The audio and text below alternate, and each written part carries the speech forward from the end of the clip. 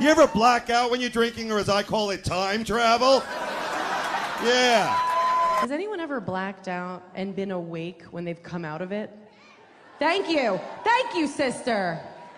It's kind of cool because it's like you're a time traveler. You're just like back in your body, like. How about this? I personally like it. I like it when a girl tells me where to come. Don't like it when a girl tells me when to come. Instead of doing that, why don't you just tell us where? It's make us feel better, especially if you're aggressive about it. I like when a girl goes, wow, come in my face! My boyfriend usually comes in me. He usually comes in me, but sometimes you want to mix it up, right? You gotta have fun. We'll be having sex, and then he'll ask my favorite question, where should I come? But it doesn't have to be that wild or explicit. Look, all the man wants to know is that you're interested and that you're participating. You can say anything, he'll be happy. Oh, come on top of the television. All right, fine.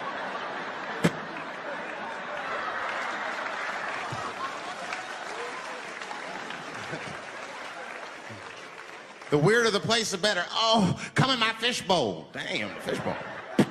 Where should I come? As a comic, I want to fuck around and be like, in this jar! And just like... Regina?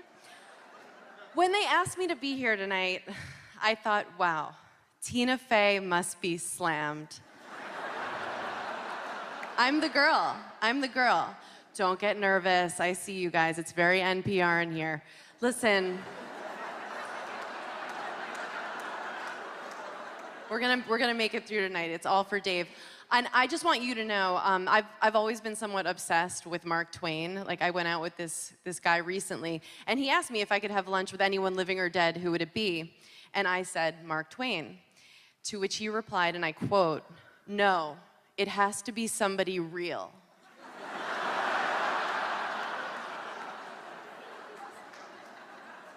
And yes, I did sleep with him. Yes, I did. Yes, thank you, I did. But enough about the best part of my week.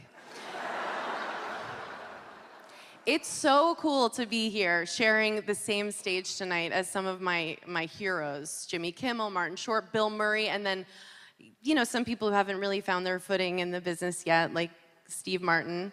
Am I saying that right? Steve? I'm sorry.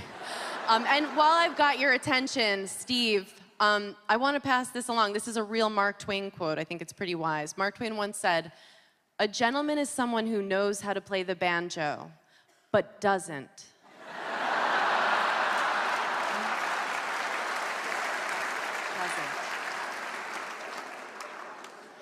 David Letterman, we are here to celebrate you tonight.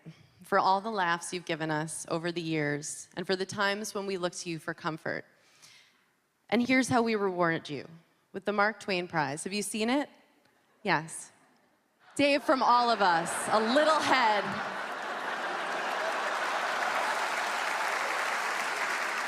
It's very cool. Gosh, I miss seeing you on television, Dave.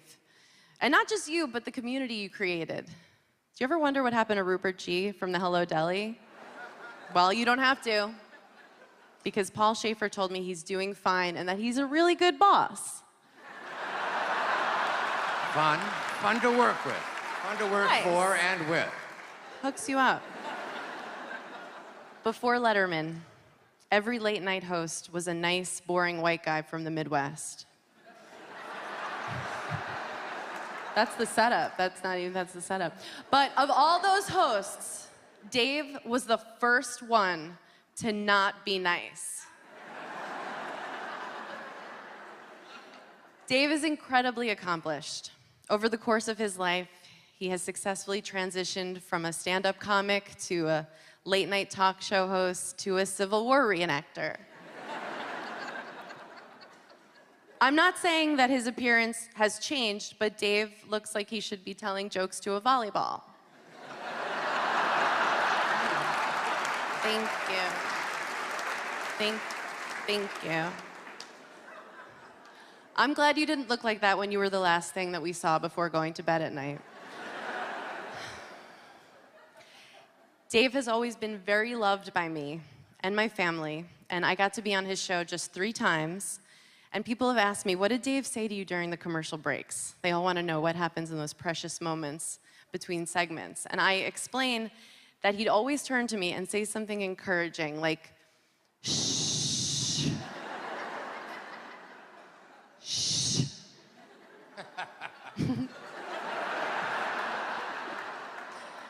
Paul knows. But by the end of my 3rd appearance, I would say this, and I think very few guests can say this, Dave was no longer totally indifferent toward me.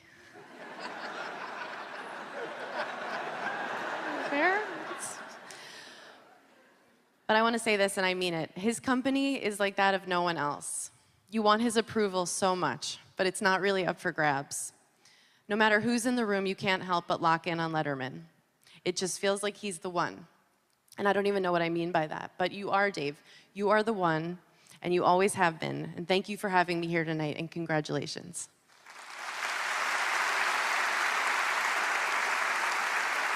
Bud Light party here to discuss equal pay. Women don't get paid as much as men, and that is wrong. And we have to pay more for the same stuff. What? Yeah, cars, What? dry cleaning, What? shampoo. What? You pay more but get paid less? That is double wrong. I'm calling everyone I know, and I'm telling them about this. This has got to stop. Bud Light proudly supports equal pay. That's why Bud Light costs the same no matter if you're a dude or a lady. Yeah, Mom, you have to pay more for a car than I Dad. truly am, no joke, sorry for the loss of your friend Ryan Dunn. I know you must have been thinking it could have been me, and I know we were all thinking, why wasn't it?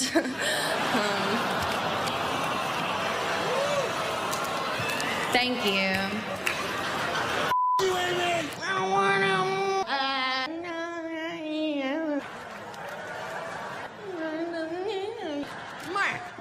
Mark.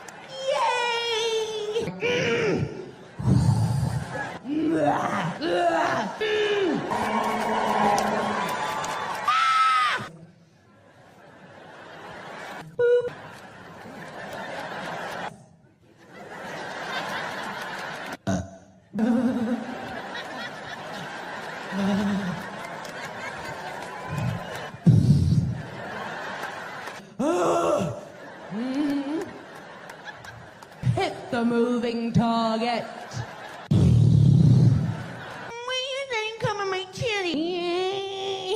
What happened? Blah, blah.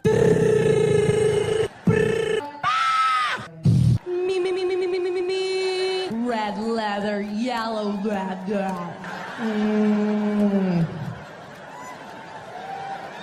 Not tonight, motherfucker. Woo! People are taking over. Ram it. Oh, what's up now, internet? Like, oh, let me hit that dick hole. I do. And you're not coming with me. Hi, Mimi. Really? Really, it's me. Now, were you on the MTV Movie Awards? Did you host Yes. Did you like it? that? I would be afraid to go there. Really? Yeah. Why? Well, people would want to beat me. No. Did you enjoy your experience there? I had so much fun. Yeah. You actually would have, What but did the celebrities weren't safe around me. That's the truth. So celebrities not safe around you. Yes. Yeah, because I get very excited seeing celebrities, and I feel so disconnected from them. Like I saw Bradley Cooper. He was backstage. I've never met him before, and I don't know why, but I just started, he couldn't see me, and I started going, Bradley! Bradley! And he's not looking at, he's like trying to act like it's not happening, and just to make my sister laugh, and I'm like, Bradley! And then finally, he sees it's me, and we were just laughing so hard. It's like, what's wrong with this person? But That's fun. yeah, I always say the wrong thing with celebrities. Since we probably won't be on the show together again, do something now that you'll regret.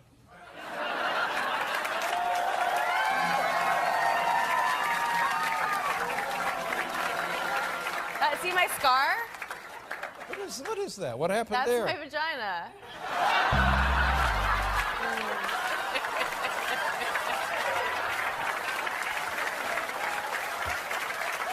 Well, I asked for it, didn't I? It's all my fault. That is my. That's a scar It's from always surfing. my fault. It's a surfing scar. I A promise. surfing scar. All right. Yes. My vagina's right where it should Okay. be. What?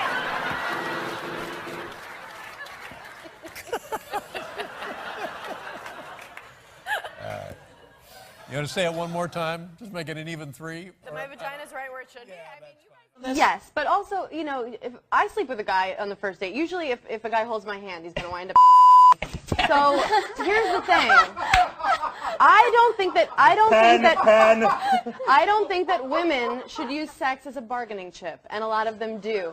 If I want to sleep with someone, I do it. And I am a monogamous slut. Can I say that on air? I think you can. Great. That's not what we're worried about. But what I'm saying is, I have a higher risk of disease. I also have a much higher risk of fun. No, I'm not saying that. What I'm saying is to prove my point by saying that, you know, you don't think it should be used as a bargaining tool. Yeah. I mean, as far as, you know, the kind of point of the column is that abstinence is the one taboo issue regarding sex. I mean, it's like, oh, be a dirty stand-up comic. You're cracking new ground there, Copernicus. But once you talk about abstinence, everyone all of a sudden, they put you, like, right now, we have to talk about it. Because who is this kid who's talking about abstinence who, you know... Well, it's who's this kid who's, you know, 23. You don't know who you're going to be sexually yet. So to talk about it with such authority and arrogance... I don't know who I'm going to be what? You don't know who you're going to be sexually yet. You're going to be into really weird things in about a decade. Oh, I have no doubt. I have no doubt. Yeah. Trust me. And the thing is, there should be no confidence. And, you know, you slip by the dirty comedian thing, but honestly, you call yourself a comedian, but you don't do it that much. Like, I go fishing a couple times a year, but I don't introduce myself on TV as a fisherman. Wow. Well, it's not really personal for a concept about abstinence. I'm saying the whole point is that someone can get up on stage, we even talk about it in the column, and talk about anything dirty that they want, but the second you mention abstinence, people, they pucker with discomfort, like, oh no, we can't talk about this, and you're vilified as judgmental. Statistically, it's the healthiest thing to do. It is conducive towards a better marriage by a 25% spread, both physically. It only takes that one person, though, and there's no contract that the person's not going to cheat on you because they're abstinent. She could fall in love with somebody else. Well, actually, there is a contract. That's what a marriage is. It's a contract. It's a contract that more than 60% of people break. No, actually, that's not true. Actually, if you even look at the new U.S. Census Bureau statistics, more than 70% of first-time marriages last. Okay, but then the guy goes off and sleeps with a young boy. Well, good. You guys stayed married, but then there's infidelity. Well, once you bring out the statistics that guys are running around rampantly sleeping with young boys. First of all, I'm not a boy.